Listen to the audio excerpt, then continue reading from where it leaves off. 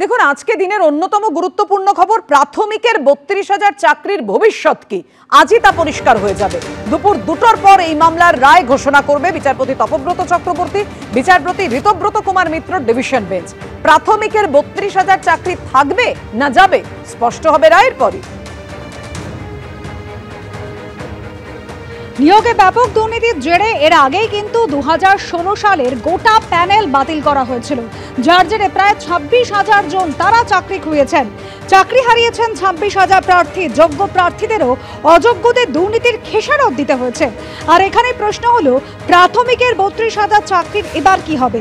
এই ৩২,০০০ চাকরি কি থাকবে না যাবে? আজ প্রাথমিকের এই নিয়োগ মামলা রায় ঘোষণা করবেন বিচারপতি তপব্রত চক্রবর্তী এবং বিচারপতি ঋতব্রত কুমার মিত্রের ডিভিশন বেঞ্চ। ২০১৪ সালে টেটের ভিত্তিতে ২০১৬ সালে প্রাথমিকে প্রায় ৪২,০০০ শিক্ষক নিয়োগ হয়েছিল। সেই নিয়োগ প্রক্রিয়ায় দুর্নীতির অভিযোগ উঠেছিল।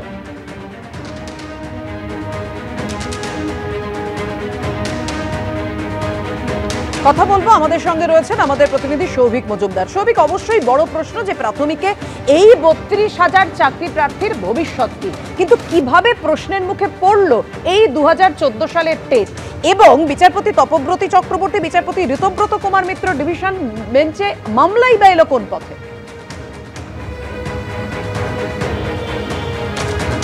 দেখো, মূলত আজ ৪.৫ ঘন্টা পরে বাকি বিষয়টা স্পষ্ট হবে যে এই মামলার এখন ভবিষ্যৎ কি, বা ৩২,০০০ যে প্রাথমিক শিক্ষক রয়েছেন সেই শিক্ষকদের ভবিষ্যৎ কি, সেটা ৪.৫ ঘন্টা পরে একেবারে স্পষ্ট হবে। কিন্তু তার আগে তোমাকে বলবো যে ২০১৪ যে টেট সংগঠিত হয় তার ভিত্তিতে মূলত দুটি নিয়োগ প্রক্রিয়া সংগঠিত হয়েছিল সেই সময়, অর্থাৎ যে সময় এই মামলা কলকাতা হাইকোর্ট পর্যন্ত পৌঁছয়। একটি ছিল ২০১৬ সালের নিয়োগ প্রক্রিয়া, আরেকটি ছিল ২০২০ সালের নিয়োগ প্রক্রিয়া।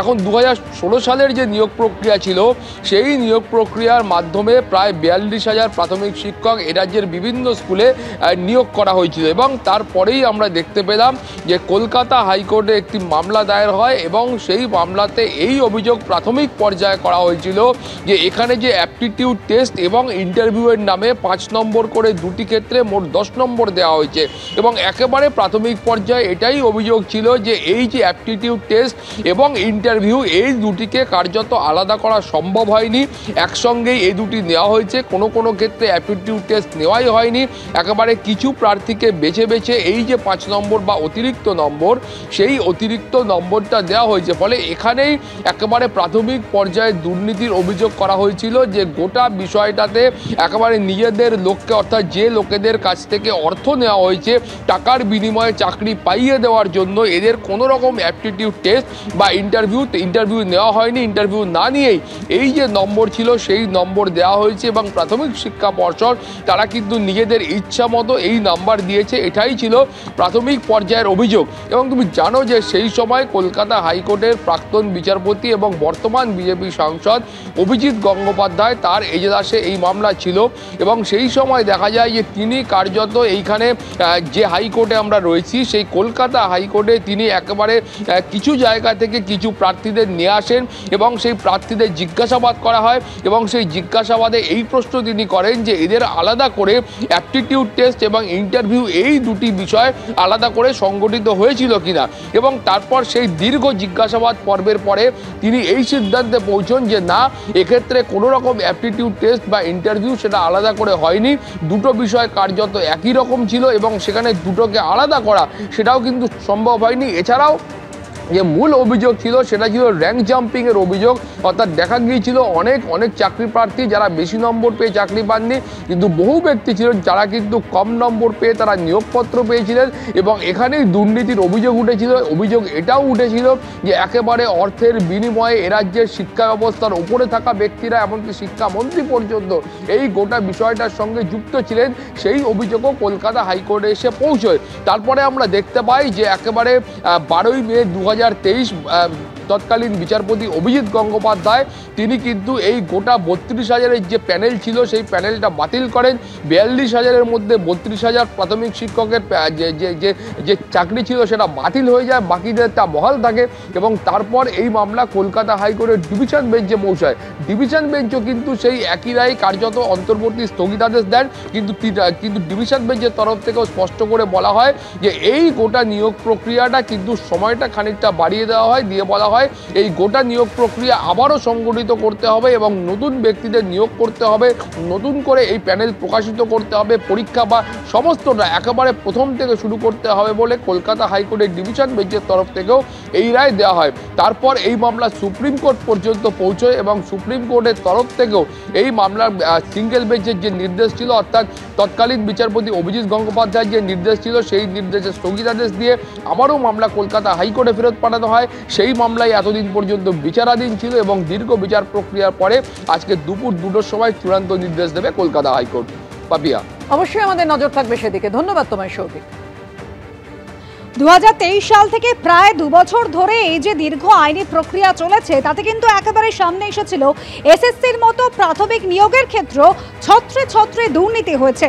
সিবিআই সূত্রে দাবি প্রচুর সুপারিশের তথ্য সামনে এসেছিল। চাকরি বিক্রির টাকার হিসেব লেখা একের পর এক ডায়েরি উদ্ধার হয়। এমনকি কুন্তল ঘোষ ভুয়ো ইন্টারভিউয়ের ব্যবস্থা করেছিল বলেও দাবি এজেন্সির। প্রাক্তন শিক্ষামন্ত্রী পার্থ চট্টোপাধ্যায়ের প্রত্যক্ষ মদতে এই দুর্নীতি হয়েছিল দাবি কেন্দ্রীয় এজেন্সির। প্রাথমিক শিক্ষা পর্ষদের প্রাক্তন সভাপতি মানিক ভট্টাচার্যের বিরুদ্ধেও দুর্নীতিতে প্রত্যক্ষ মদতের অভিযোগ সামনে আসে। কেন্দ্রীয় গোয়েন্দা সংস্থা 11 জনের বিরুদ্ধে চার্জশিট দিয়েছিল। ইডির চার্জশিটে 54 জনের নাম রয়েছে, আর চার্জশিটে 1 ডজনেরও বেশি গোপন জবানবন্দির কথাও জানিয়েছে সিবিআই।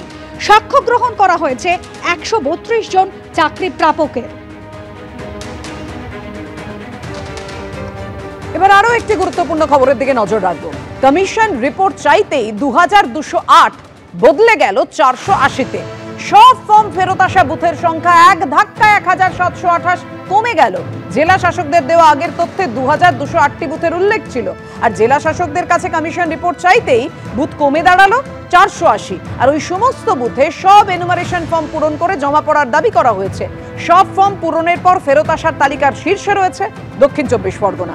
রায়দিঘিতে 66, কুলপিতে 58, মগরাহাটে 15, পাথর প্রতিমায় 20টি বুথের হদিশ মিলেছে। শীর্ষস্থানে দক্ষিণ 24 পরগনা।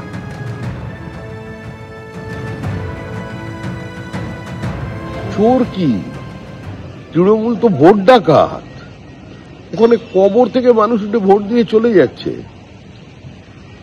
বিএলওদের তুলে নিয়ে গিয়ে পঞ্চায়েত অফিসে, ক্লাব ঘরে, পার্টি অফিসে নিয়ে গিয়ে ভুল তথ্য আপলোড করানো হচ্ছে। আক্রান্ত হচ্ছে বিএলওরা।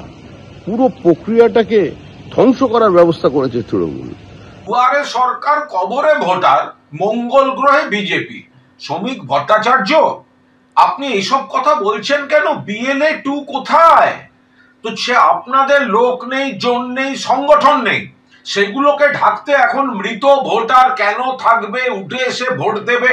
দুয়ারে সরকার, খবরে ভোটার, আপনি বলছেন, আমি যোগ করলাম মঙ্গল গ্রহে বিজেপি। আপনি পরিষ্কার বলুন, আপনার বিএলএ 2 ওই বুথে কি করছিল? অভিযোগটা তো যদি কোনো একজন মৃত ভোটারকে যদি ঢোকানো হয়ে থাকে, আপনার বিএলএ 2 ওই বাড়ির সামনে দাঁড়িয়ে করবে। আপনি এখানে সাহিত্য করছেন, এটা কি ঠিক হচ্ছে শ্রমিক বাবু? তবে আপনার ওই স্লোগানটার সঙ্গে আমার ট্যাগটা মনে রাখবেন, দুয়ারে সরকার, কবরে ভোটার, মঙ্গল গ্রহে বিজেপি। এবিপি আনন্দ, এগিয়ে থাকে, এগিয়ে রাখে।